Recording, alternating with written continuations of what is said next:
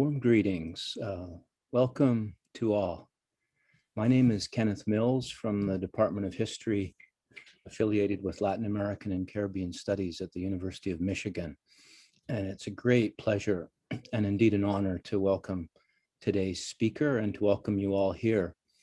These are the strangest of times. I don't need to reasons to rehearse all of the ways in which it is. One of the things that these times brings to the fore, however, is the importance, the primacy of relationships to the world around us, but especially to each other. Many years ago, 'twas in another lifetime, one of toil and blood and joy, one such relationship started, and it was the relationship with today's speaker. He showed up in a space that I called an office. Some of you will remember offices. We actually got to go out and go to them in those days. He showed up in my office space and he blew me away with his ideas, his curiosity, his thirst, and for the kinds of connections he indefatigably made. Our relationship may have gone dormant for a few years for various reasons, but it has been a source of great happiness and joy to see it pick up as if no time was lost. My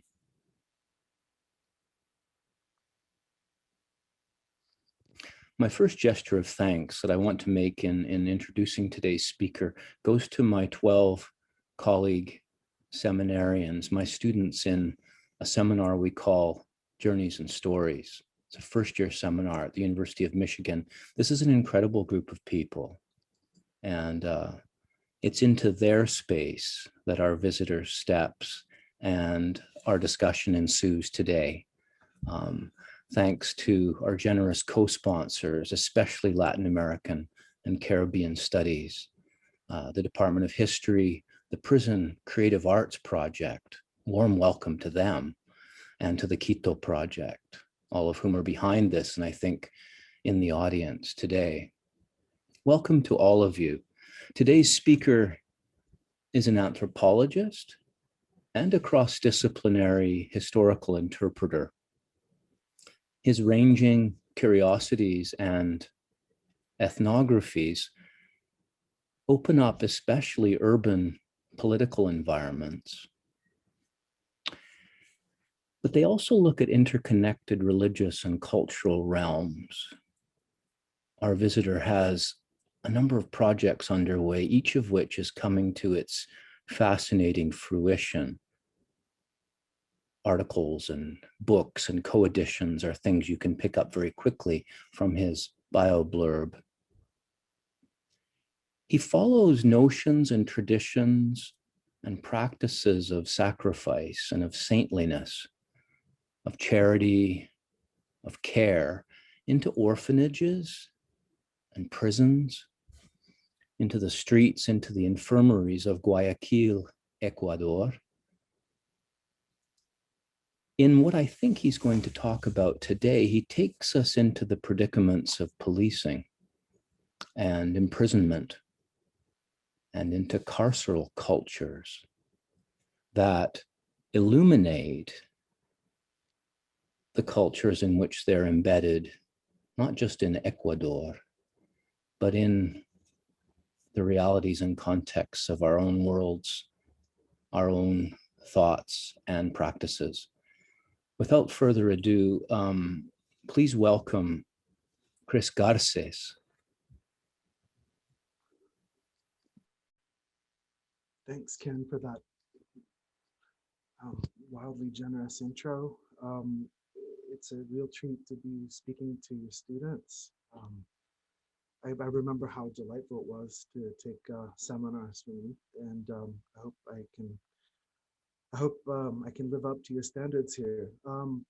But let me first thank Alana for all the behind the scenes help and expertise, and to Tori and Sue Ann. Hello, I hope you're out there. And other friends and colleagues who work at UMich.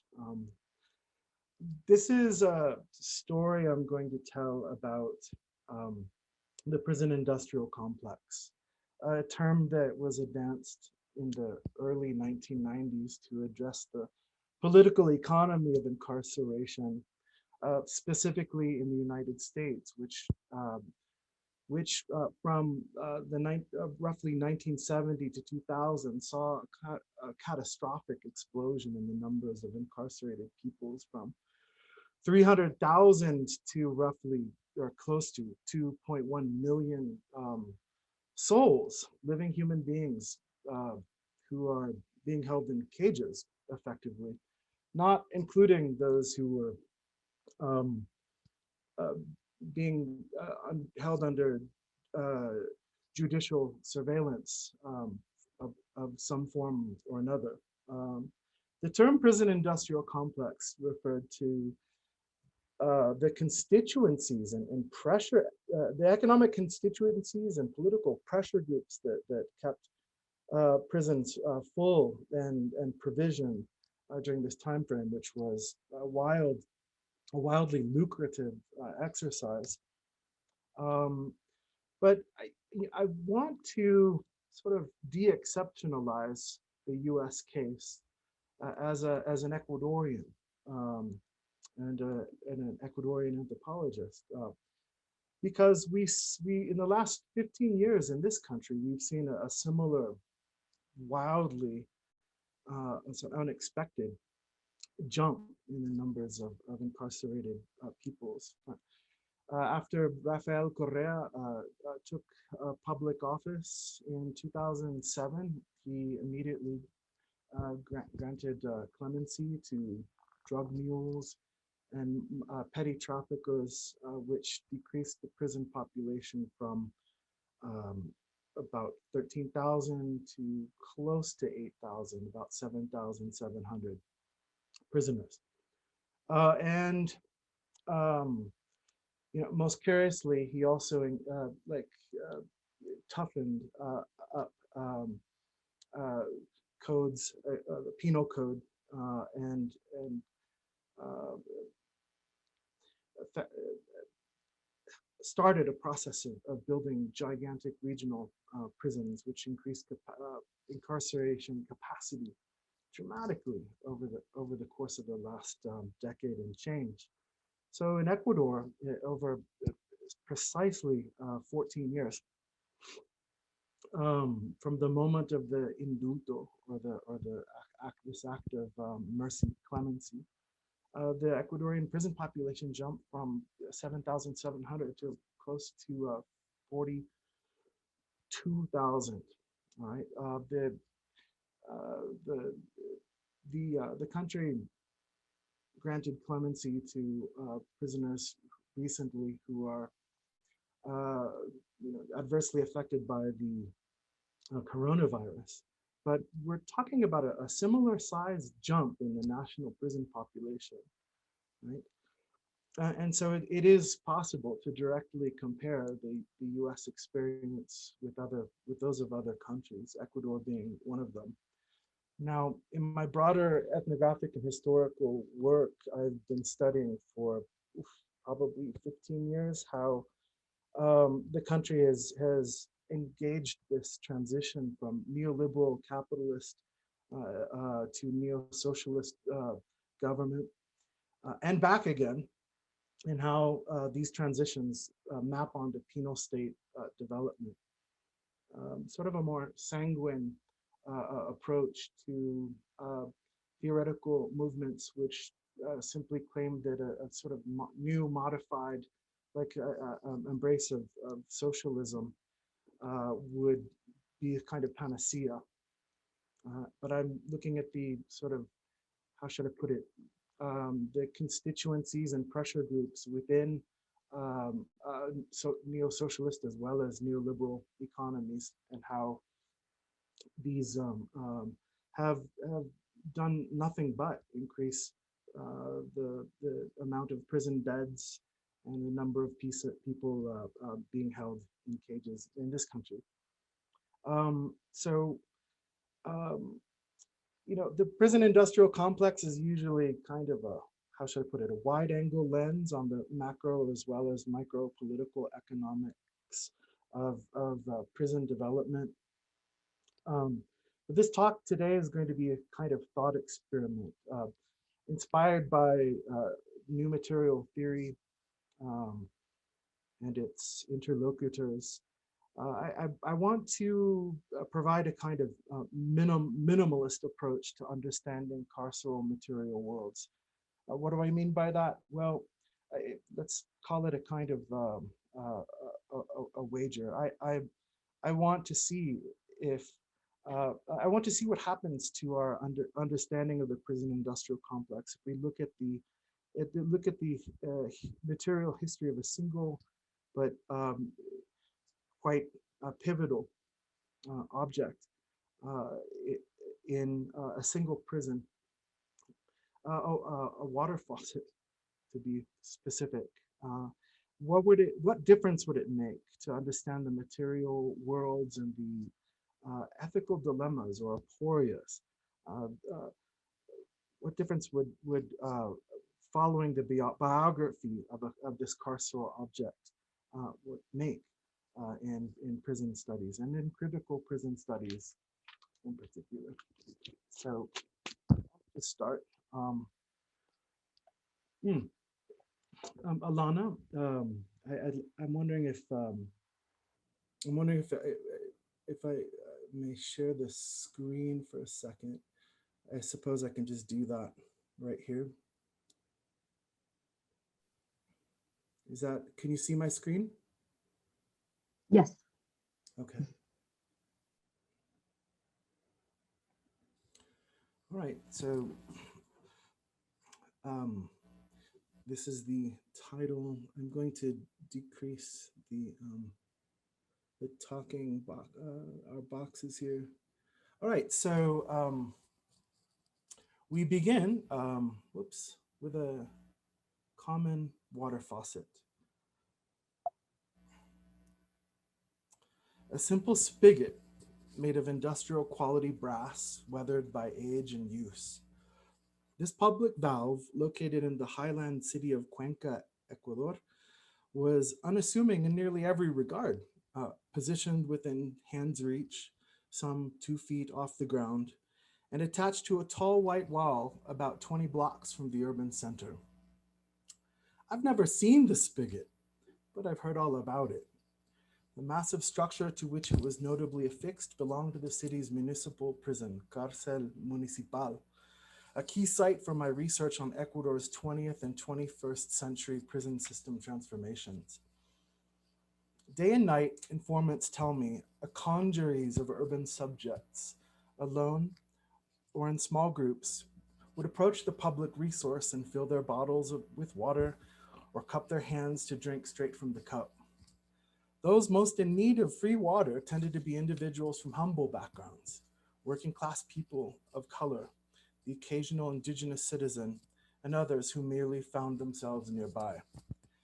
In particular, Cuenca's women most frequently and commonly visited their loved ones locked up in the Carcel Municipal, and they came to depend on the spigot's reliability. The story of this urban resource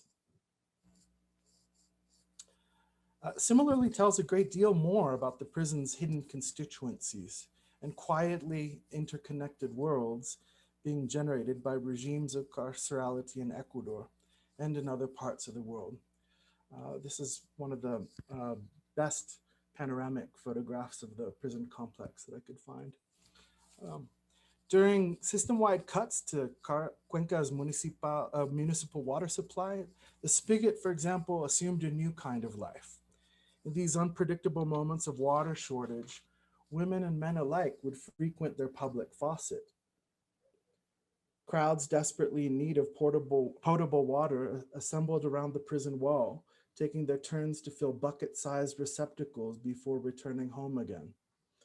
Water cuts became legendary due to the comunitas, or effervescence of social life afforded by the unceasing civic provision. For residents of Bella Vista neighborhood, where the Carceral Municipal was situated, an inside joke soon circulated across the community.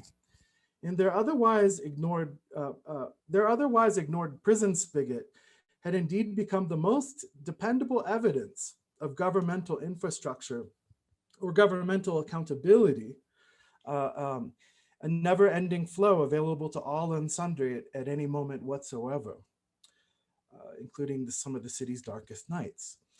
Bella Vista's neighbors' elbow-nudging quip can of course be read in multiple ways.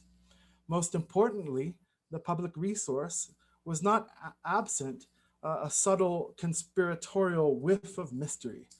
The community's dependence on their public water valve spoke to what typically goes without saying in contemporary democracies, naming that the redoubtable engineering of the state's punitive undersides also helps integrally to sustain neighborhoods, districts, and sometimes even whole cities in relationships of tacit interdependence, which in turn nourish regimes of punishment themselves. I want to begin this critique of carcerality's concrete physical incorporation and the psychic weight of penal infrastructure in democratic societies through reference to Bella Vista's legendarily humble water spigot, a source of provision which now exists only in memory. For the spigot in question is actually gone. The municipality diminished and cleared the whole prison complex, except for its few specially designated examples of heritage architecture approximately 7 years ago. All remaining prisoners were shipped off in the dead of night to the country's newly built control prison, located 30 minutes by bus beyond Cuenca's city limits. In place of the Carcel Municipal, a newly designated and beautiful recreation field, Liberty Park, was inaugurated in 2017.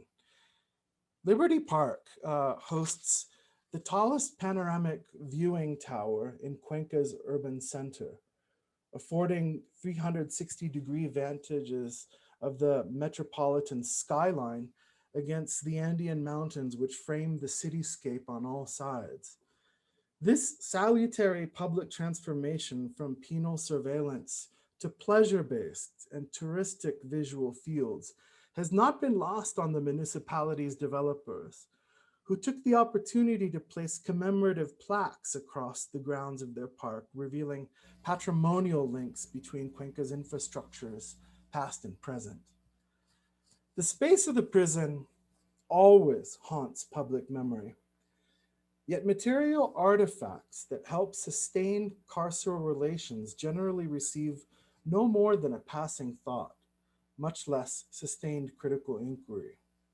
In the unusually awkward places once occupied by ancient gaols and decommissioned penitentiaries, or by defunct jails and former concentration camps, or by immigrant detention facilities and secret centers where rogue governments housed their tortured, quote, disappeared individuals, state and municipal authorities generally, eventually, redevelop or rebrand locally defunct zones of singularly memorable human suffering. The prison then almost magically transforms or transmogrifies into another kind of thing: a museum, a mall, a restaurant, a residential building, a joyful municipal field. It's as if the acute suffering produced by the state's dehumanizing machinery must be acknowledged and rectified by its commemorative absence. Liberty Park is merely one manifestation of the penal complex in which authorities feel the need to manage the uncontainable dehumanizing of imprisonment over the long term. These and other public gestures remind democratic citizen bodies that freedom is merely the negative or flip side of being caught up within a regime of punitive enclosure, and that captivity's multiple untold afterlives not only persist, but are considerably more prevalent than most would realize. The prison never vanishes when facilities migrate or become repurposed. Instead, they're merely revamped, displaced, repurposed, relocated. In the years since the Carceral Municipal was shuttered and razed, for example, Ecuador's national prison population has grown nearly 50%, from 22,000 in 2014 to some 40,000 incarcerated subjects in the city of, in the country of Ecuador alone.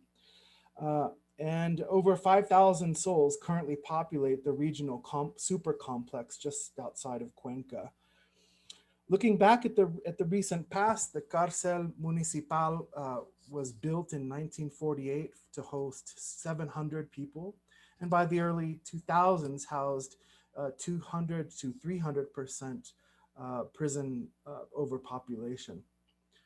Everywhere, penal democracy seems freighted, not only with a surplus of incarcerated bodies, but also with the psychic weight of punitive infrastructure. Symptomatically, for most citizens, a world without prisons is impossible even to imagine. But consider the flip side of this most curious problem: uncomfortable, unwanted, or intrusive memories that, in the name of enforcing justice and democratic order, human beings are being held in cages. The prison ultimately has become a machine for disappearing humans and remaking worlds. Any carceral regime, as such, forces the prisoner into zones of unrelenting state-imposed sacrifice and disregard, an experimental process of human disposal, which nevertheless demands ever newer and increasingly accelerated flows of exchange between free citizens and dehumanized offenders in order to maintain punitive infrastructure as such. There's plenty of lofty, but also at times rather pragmatic talk about decarceration, hailing from all political quarters these days. But the abolition of imprisonment or penalty even remains a distant political or moral horizon. Carceral regimes, in fact, are nothing if not durable institutions. As French philosopher Michel Foucault once noted, the critique of carcerality is most effectively wagered not only from within regimes of punishment themselves or their reformist attempt to restore prisoners' human dignity, but also by piecing together fragmented prison technologies and artifacts long buried in forgotten archives, which speaks to how generations have been ignominiously subjected to untold yet commonplace horrors. Similarly, entire material worlds can be forgotten about the ways in which carceral infrastructures shape the imposing bureaucratic monstrosities of punishment living in our midst, obligating the incarcerated and their loved ones to traverse or bear with state-imposed want and the anguish of being deracinated or ripped away from one's organic relationships. Prisons may be, quote, porous entities requiring perpetual modulation of the traffic in goods, bodies, and services in order to reproduce their obligatory imposition of austerities, what Skypes once called the pains of imprisonment. Carceral worlds proliferate across broad geographical swaths of territory, but may also be found creeping right around the corner, oftentimes in your own neighborhood or city. We tacitly acknowledge such quotidian horrors to make sense of our positions, sometimes our complicity, living and working alongside these carceral networks, quietly ramifying themselves within our lives and turning into a thicket all around us. The community's informal quip about Bella Vista's public water tap, for example, is what remains in non-incarcerated neighbors' living memory of the complex. The prison was their, quote, old reliable, or so Bella Vista neighbors conveyed to me in response to questions about their everyday contact with the Carceral Municipal. Let me therefore begin with a kind of wager. Rereading global carceral history through a single humble spigot and the hidden worlds that occasioned its existence will prove to be a worthwhile endeavor in critical global prison studies. Prisons typically do not command public attention, but rather dispel the public's gaze, often at a single glance, by their architectural ominousness. These are spaces built for concentrating and hiding away entire populations, structures that demonstrate the immensity of law-preserving violence standing before us. They are, by definition, imposing. Most citizens only pay heed to what happens on their insides once the generalized compliance of the incarcerated or their warden's administrative control fundamentally breaks down. Television shows focus attention luridly on the violence of prison worlds and tend to ignore their everyday or day-to-day existences. Few citizens actively care about the fate of the imprisoned, except perhaps for their friends, families, loved ones, and associated others who identify with their plight. To the same end, prison worlds often figure amongst the most systematically ignored of public institutions worldwide, reviled by local citizens, besieged with insecurity and violence, and monitored only for extreme human rights violations by justice system brokers and international NGOs.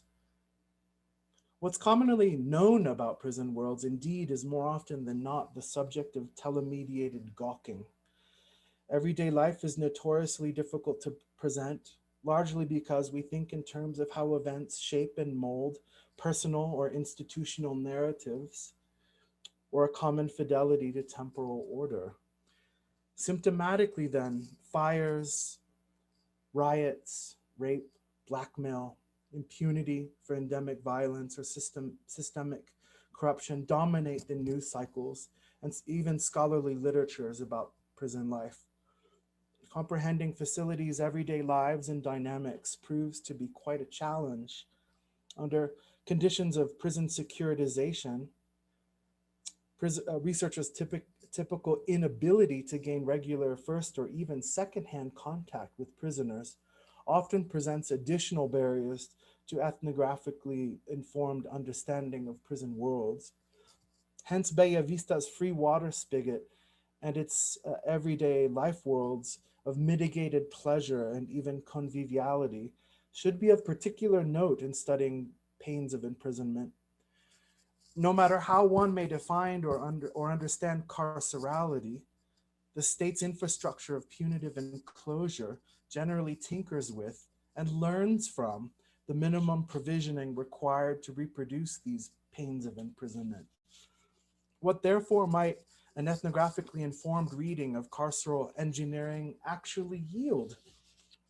One can analyze a fount, in this case, not only of water, but also of quotidian knowledge about democratic regimes' reliance on infrastructures of punitive enclosure, knowledge of deep-seated ethical violations that are hard to imagine, and of a myriad of forms of state experimentation on living human beings. So back to the spigot. Prisons almost by definition remain spaces of austerity, of regimental discipline, or of the securitization and control of criminal life. Any human pleasures beyond the most basic subsistence level means of existence tend to be immediately outlawed by prison staff. Yet different global conditions of confinement produce distinct kinds of prison systems and penal state practices. The Ecuadorian history of penal development is a case in point. Bella Vista's spigot is not only a material artifact, but also a reflection of a sine qua non within Ecuadorian prison governments. I'm referring here to the institution of the visita. Across Ecuador and in most countries in the global south, the state long ago sanctioned prison visits from prisoners' families, loved ones, and friends. Importantly, regularly scheduled visits allow for the supplemental provisioning of imprisoned subjects within strict penal codes of entry for particular goods, services, and people. La Visita ultimately crystallizes a host of penal state ideologies and practices. Several days a week, typically on Thursdays, Saturdays, and Sundays, prison guards permit outsiders provisional and semi-monitored facility access, allowing prisoners the opportunity to reconnect with their loved ones. The reason for the existence of the visita harkens back to staunch Catholic beliefs in the origins of moral conduct, or the rehabilitative role of the heterosexual couple, the patriarchal structure of the family, or the normalizing civil foundation of community as a means to inculcate common values. The practice of such visitations has remained part and parcel of carceral governance since the birth of the Ecuadorian penitentiary in the mid-19th century, much to the bedevilment of prison officers charged with surveilling civilians and inmates while securing the prison complex itself. Importantly, the institutionalization of the visita also plays a key role in the state's subsidization of sky-high costs associated with maintaining incarcerated populations. By allowing for the visita, penal code permits Ecuadorian officials to partly abdicate their traditional, quote, protective functions to care for the needs of wards of the state, food, shelter, medical, etc., reducing budgetary outlays in order to more sustainably reproduce the prison as an economic entity itself. Visitors to the prison, mostly female, women, girlfriends, lovers, female friends, fill the gap in state-sanctioned resource deprivation for incarcerated subjects. That women are far and away those who make most primary regular contact with the incarcerated indeed merits close attention. In Cuenca's Carceral Municipal, as in other Latin American prisons, what we might call the temporality of the visita, in fact betrays the penal state's dependence on certain private citizens. Women typically arrive before daybreak and take their place in a quickly growing queue for the start of visitation hours. These masses lining up before the prison's entrance and normally curl around the complex itself. A string of mom and pop stores or tiendas opened for business in a ring around the prison, directly facing areas where women visitors congregated in line, selling basic food and medical supplies that they could take inside. The same businesses often contracted with select prisoners to purchase handicrafts made on the inside. Hand-hewn furniture, toys made from soda cans, fishing and volleyball nets, and other workshop goods, reselling them inexpensively on the outside. In sum, the social and financial dynamics of the visita generated a flourishing local economy. Yet the role of prison visitors within the criminal justice system and the state's need to support them has rarely been subject to systematic investigation or critique. The spigot which many of the poorest visitors depended on to sustain themselves indeed occupied a crucial infrastructural role, a kind of concession engineered as such to safeguard the necessary auxiliary external provisioning of the prison. Across the prison neighborhood nexus, Cuenca's spigot became something like a wellspring at the center of an oasis, the single material feature capable of restoring life back to severed or distant organic bonds, out of which sprang a complicated microecology or a host of different kinds of life subjected to penal state experimentation.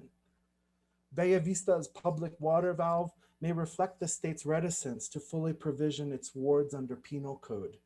Yet the faucet's multiple public roles nevertheless help to create the basis for the prison's sustainability over the course of generations.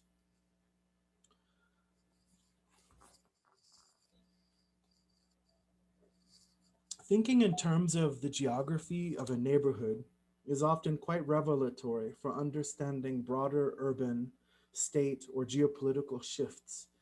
However, in the case of Bella Vista's prison-based free water supply, it's a rather strange narrative beginning.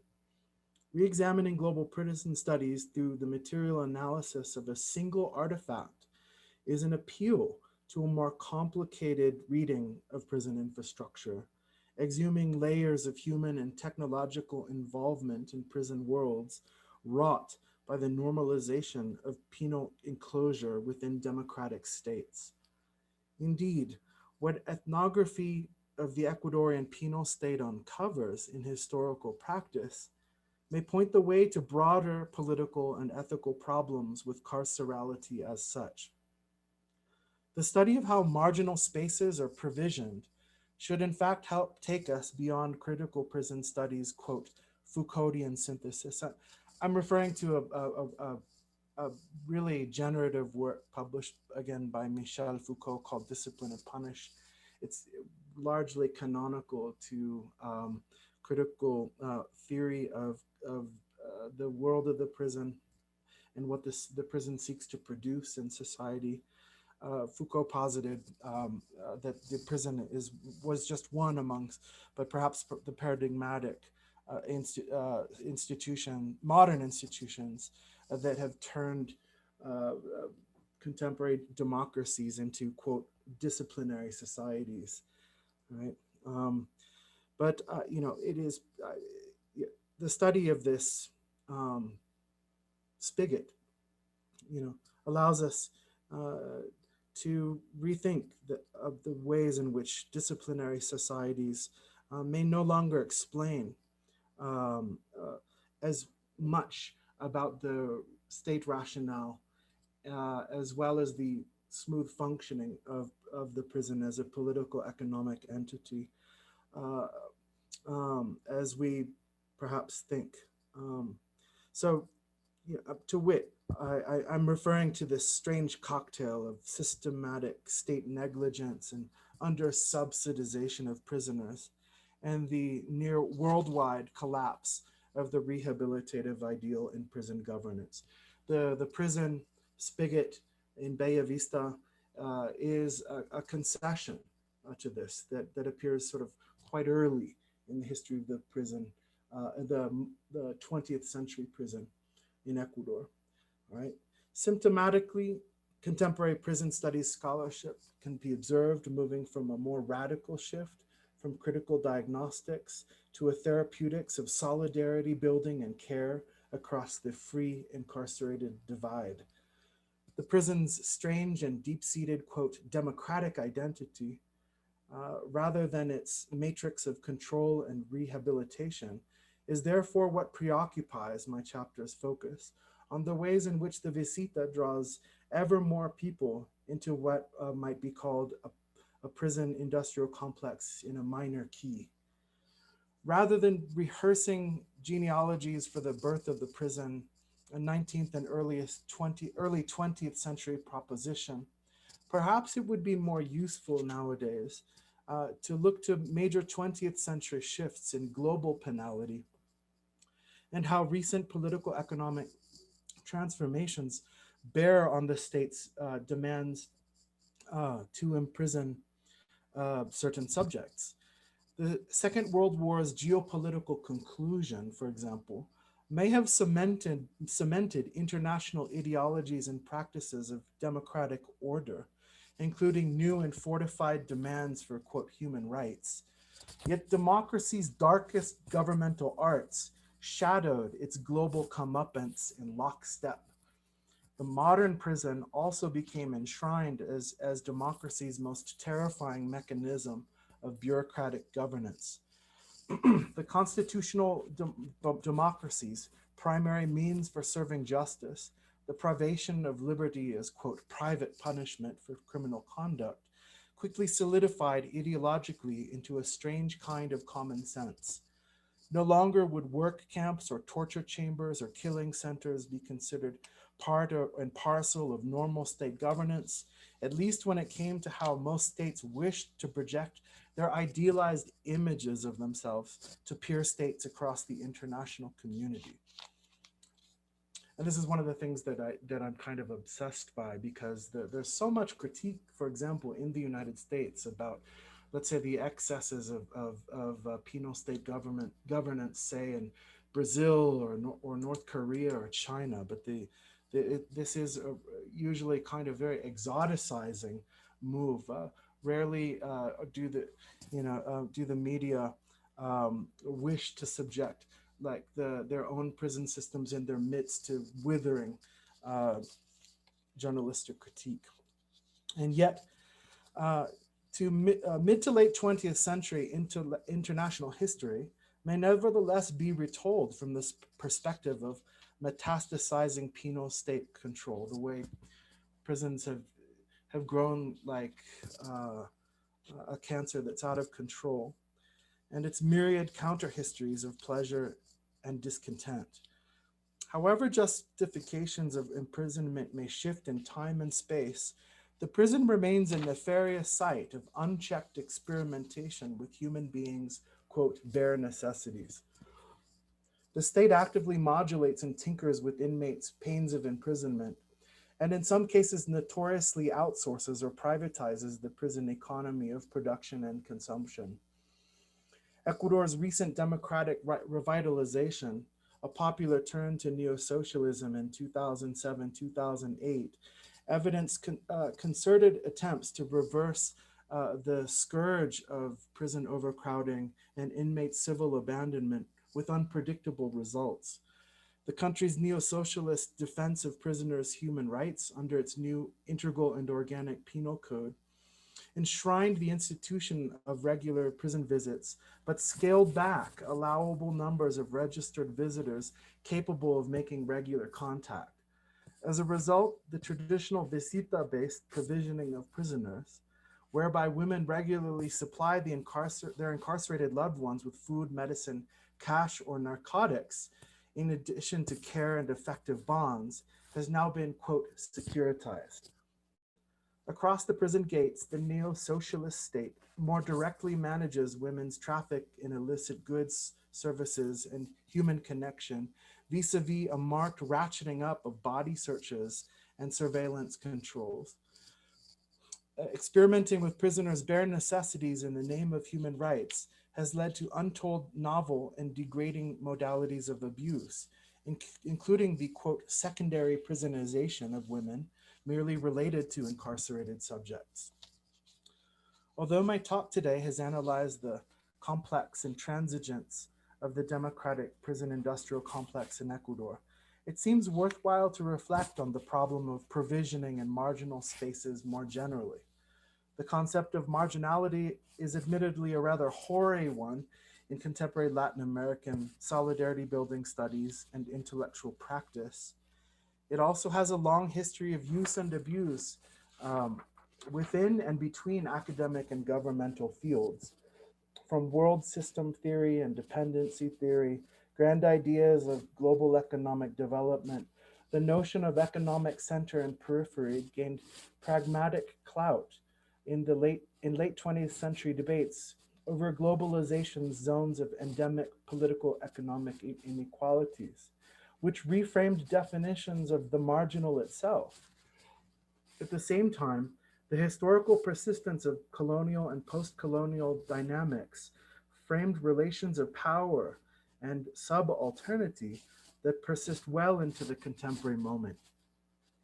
The Latin American academic and intellectual response to hegemonic empirical theories from the global north has in large part been one of ethical critique and refusal.